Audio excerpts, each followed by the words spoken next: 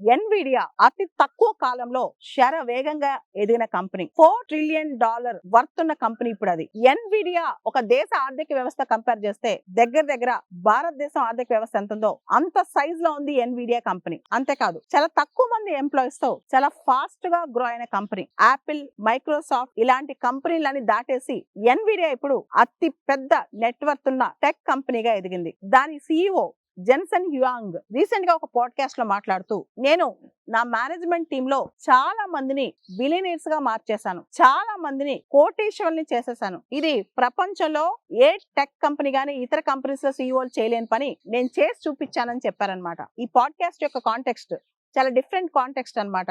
Artificial intelligence మానవ జీవితంలోకి చాలా ఫాస్ట్ గా వస్తుంది. చాలా పెద్ద పెద్ద కంపెనీస్ ఏ టీమ్స్ ని ఆర్టిఫిషియల్ ఇంటెలిజెన్స్ టీమ్స్ ని పెట్టుకుంటున్నాయి.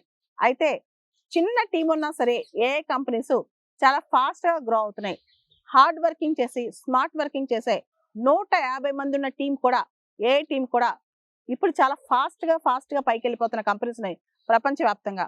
ఎవరన్నా ఆర్టిఫిషియల్ ఇంటెలిజెన్స్ లో ఇన్వెస్ట్ చేయాలనుకుంటే ఇప్పుడే ఎదుగుతున్న చాలా చిన్న టీమ్ లో మనం ప్రాపర్ టీం అంటే మంచి బిల్టప్ ఉన్న టీమ్ లో కనుక ఇన్వెస్ట్ చేస్తే ఆ టీం శరవేగంగా ముందుకెళ్ళే అవకాశం ఉందని చెప్పి ఆయన చెప్పుకొచ్చారనమాట.